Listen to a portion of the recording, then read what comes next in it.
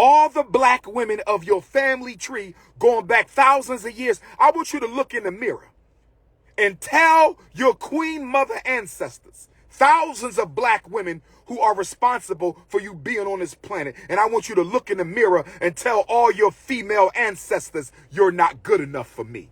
Look your black ass in the mirror, Charles Barkley. Peace and Pan-Africanism, peace and Pan-Africanism. Somebody sent me a screenshot today. I believe it was NFL Hall of Famer, former Philadelphia Eagles wide receiver Terrell Owens. Terrell Owens, I believe he was engaged in a conversation with radio talk show host, actor, and comedian D.L.UMAR, if memory serves me correctly. And during his conversation with D.L.UMAR, or within this conversation between D.L.UMAR and Terrell Owens, both men I respect, both men I have a lot of admiration for. I met Terrell Owens briefly on the SkyTrain in Atlanta at the airport en route to my terminal to take my flight to London, England about 10 years ago. We briefly shook hands and that was all there was to it. But the conversation centered around Terrell Owens saying that because of his color, maybe because of his looks, black women did not pay him a lot of attention growing up. I'm not sure when this stopped, whether it stopped when he became a high school athlete. I don't know if it stopped when he became a collegiate athlete. I don't know if it stopped when he became an NFL superstar. Now, Terrell Owens isn't the only black celebrity who uses this excuse.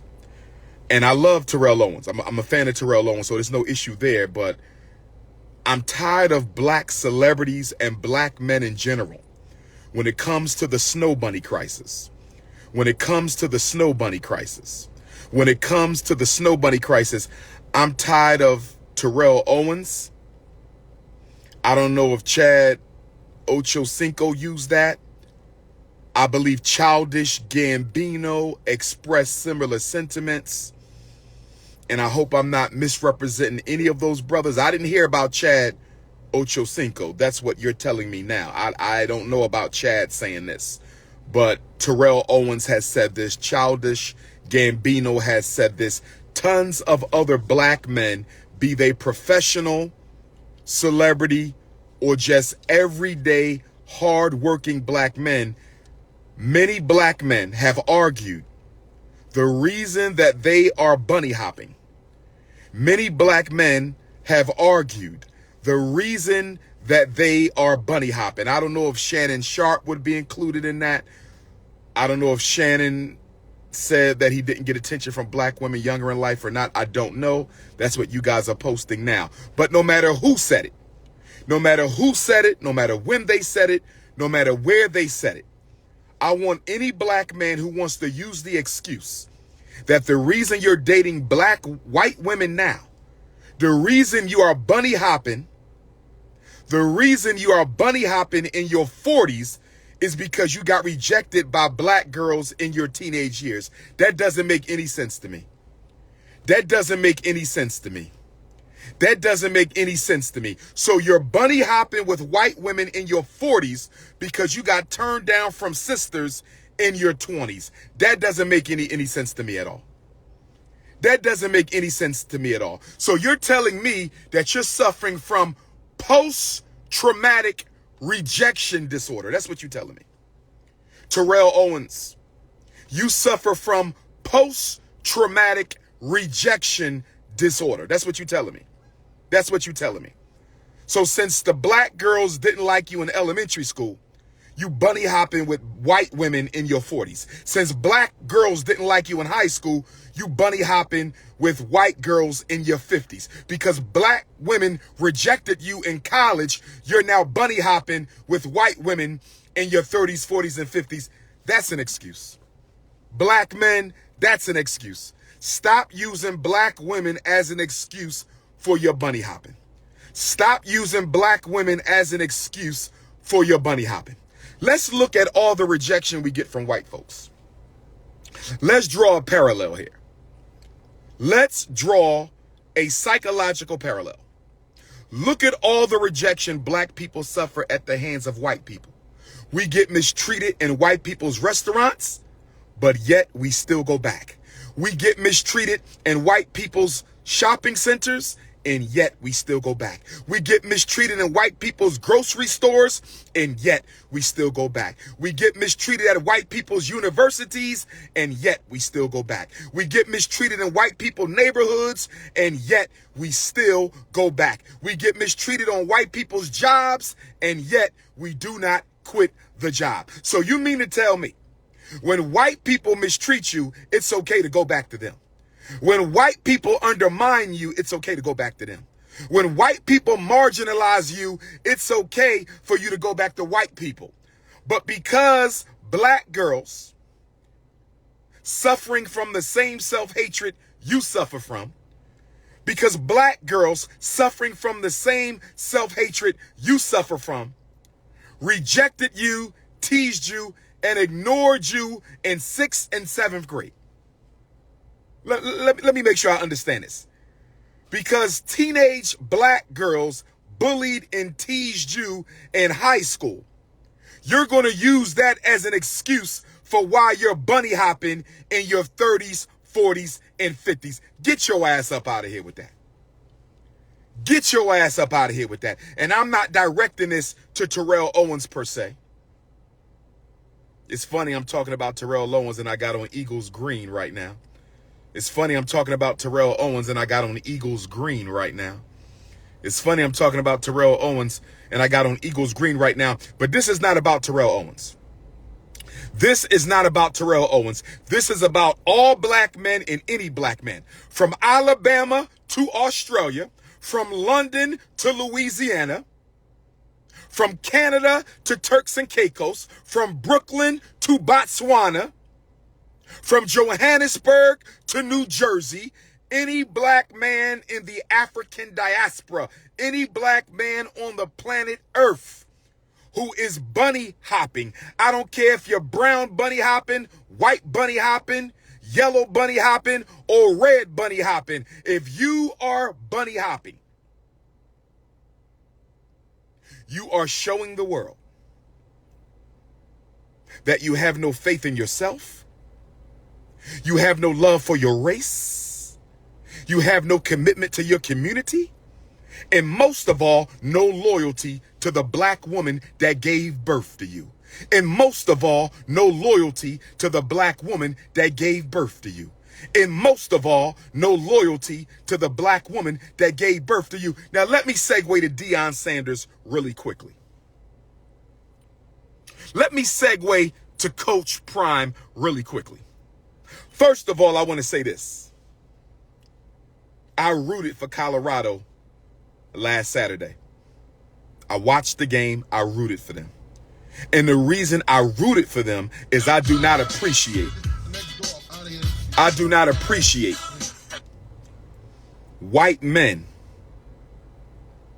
scheming and strategizing to undermine the opportunity of a black man. I don't like it in corporate America. I don't like it in public education. I don't like it in sports. For other coaches around the NCAA to share information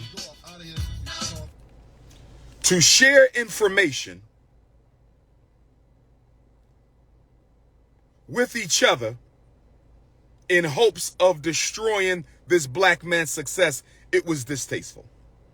It was distasteful. I also happen to be a fan of Shedeur Sanders. I don't blame Shedeur Sanders for going with his father from Jackson State to Colorado because that's his father. I think we can all understand that. So I'm not upset with the sons of Deion going from Jackson State to Colorado. That's their father. He's the leader of that family. Even though they're young men, he's the leader. I don't blame Shedeur. I happen to be a fan of Shedeur Sanders. I think that young man can one day be one of the greatest quarterbacks who ever played in the NFL. This brother is throwing 3, 4, 500 yards like it's nothing, running for 2 and 3 touchdowns a game like it's nothing. He outplayed the Heisman winner. Shedeur Sanders outplayed the Heisman winner in that game against USC. But let me get back to my point. Even though I'm standing in solidarity with Deion Sanders against the white hate, because white people don't like to see black people do well. They don't even like to see one of us do well, not when it is in competition with them. Deion Sanders is on target to revolutionize Division I football. He's on target to do that. So some of you are going to say, well, wait a minute, Dr. Umar. Wait a minute. I thought you was against him leaving Jackson State. I am. Against him leaving Jackson State. He should have never done it. Because when Deion Sanders leaves the NCAA for the NFL, what would have been the sum total benefit to the black community? Zero. All the money he's making for Colorado, all the championships he may win at Colorado, all the white coaches he's going to defeat that he's going to defeat at Colorado, all the game changing he's doing as a black head coach in a white male dominated profession. What will be the sum total of Deion's contribution to the black community when he leaves Colorado? It's a zero. So I'm never backing down from my premise he should have never abandoned the HBCU league. I'm ride or die HBCU. I'm ride or die HBCU. I'm ride or die HBCU. But I'm standing in solidarity because I don't like when white people target black males. So I just wanted to clear that up, brothers and sisters. Everything Deion achieves at Colorado, it's for Deion. And we as black people have to get over this insatiable need to prove our worthiness to Caucasians. I can't believe we're still trapped in that mindset 400 years later. And we are still trapped in a mindset that says we have to prove to white people that we can coach. We have to prove to white people, stop calling me, I'm live. We have to prove to white people that we can coach. We have to prove to white people that we can do science. We have to prove to white people that we can be mentally gifted. We have to prove to white people that we can run our own business. We have to prove to white people that we can control our emotions. I'm sick and tired of black people feeling like they have to integrate with white people to prove to white people that we are capable. Who are they for us to have to prove anything to? Who are they for us to have to prove anything to? Who are they for us to have to prove anything to? And Coach Prime is guilty of that. Coach Prime is guilty of that. He could have done the same thing at Jackson State. But he could have created a system that would have saved HBCU sports and HBCU universities forever. He chose money over the movement. I understand Deion is not that man. But what I can say is I appreciate Deion Sanders for being the father that he is. Watching him and his son work together, watching him and his son walk out on that field together, dismantling all the stereotypes that black men don't love their children, black men don't want to raise their children. That man is present and available for all his sons, the ones who play on the field and the ones who don't, including his daughter, who's going to be a basketball player. So as a father, Deion Sanders gets an A++. As a father, he gets an A++. But as a black man committed to the best interests of the black community, he gets an F. It's no different than LeBron James. As a father, LeBron James gets an A++. As a responsible black man, LeBron James gets an A++. As a black man committed to the black community, he gets an F. Because there were too many times he could have done something, not say something, but done something. Not say something, but done something. Not say something to change things in the black community.